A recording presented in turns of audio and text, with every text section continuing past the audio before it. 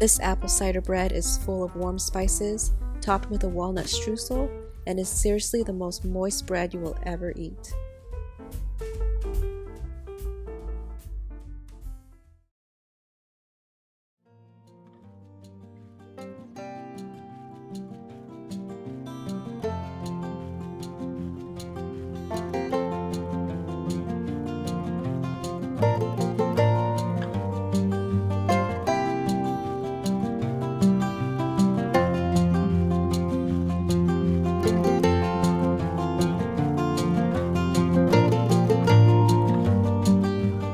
Add your apple cider, 1 roughly diced apple, and a cinnamon stick to a pot.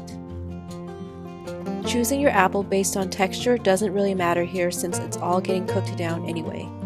You can do Honeycrisp, Red Delicious, Fuji, or even throw in some tart apples like Granny Smith, or do a combination of different ones. We are going to cook our apple and cider down from 3 cups to 1 1/3 cups. Reducing our liquid will intensify the flavor, but if you want an even stronger apple flavor, cook this down to 1 cup and then add 1/3 cup of apple butter, which you can find at your local grocery store. Once your apples are soft, mash them with the back of a spoon.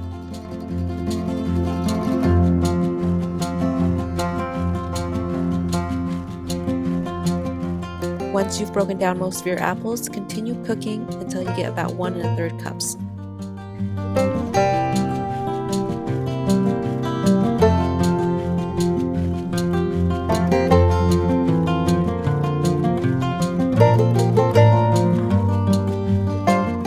Don't forget to remove your cinnamon stick if you added one. Set aside and let it cool completely.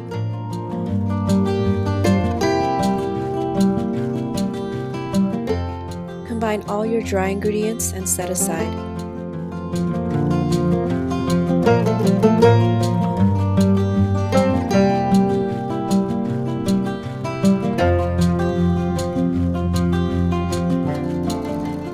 Combine your butter, brown sugar, and granulated sugar.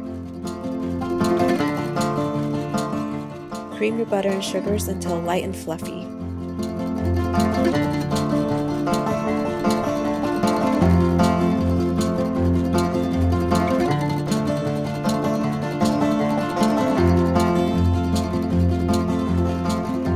Scrape down your bowl and add in 1 egg at a time.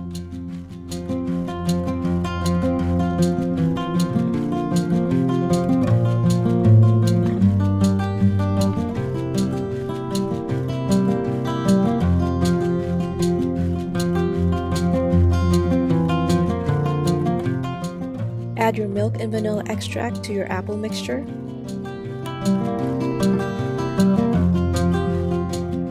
To your creamed butter and sugar, we are going to alternate adding the wet and dry ingredients, starting and ending with the dries. Add 1/3 of your flour mixture, followed by 1/2 of your apple mixture,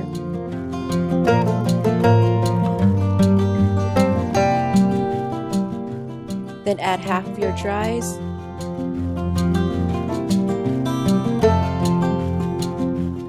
followed by the rest of the wet ingredients, and then the rest of your dry ingredients.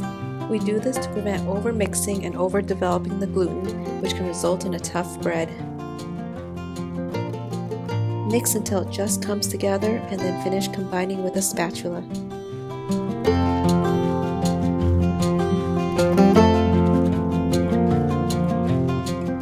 This is optional, but you can also add 1/2 a grated apple. You can either make 2 standard size loaves or 4 mini ones. Cut strips of parchment paper long enough to cover the bottom and up the 2 sides. This will help us when we have to remove the bread. Spray the pan so the parchment will stay put, and then lightly spray the parchment.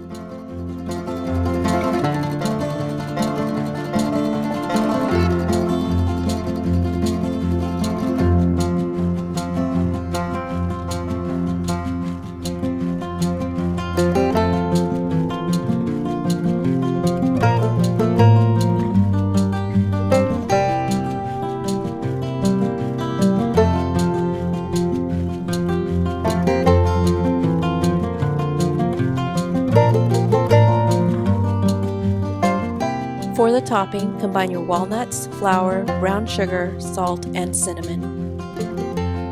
Then add your melted butter.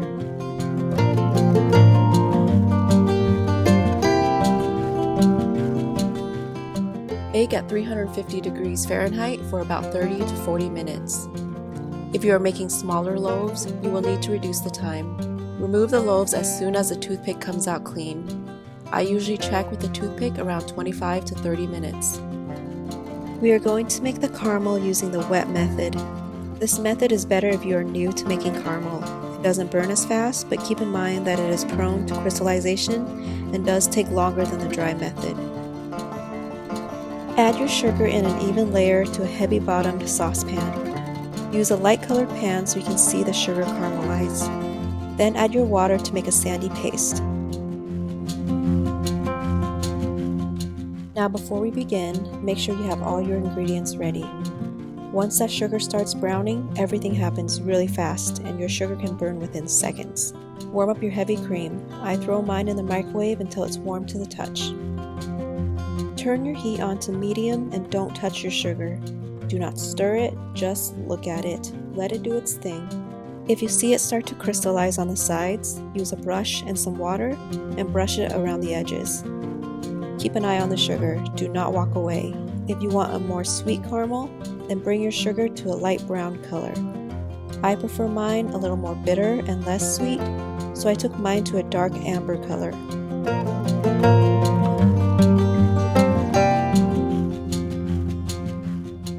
Once you've reached your desired darkness, turn off the heat and add your butter.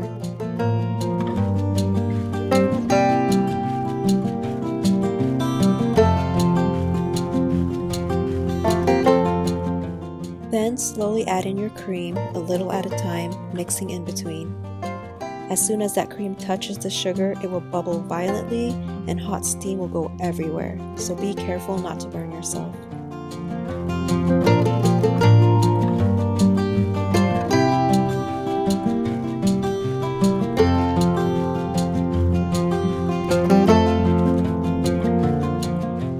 Then add your vanilla and miso paste. I like to start with half of the miso paste and taste as I go. If you don't have miso or don't want to use it, just add a generous pinch of salt. I ended up using all of the miso.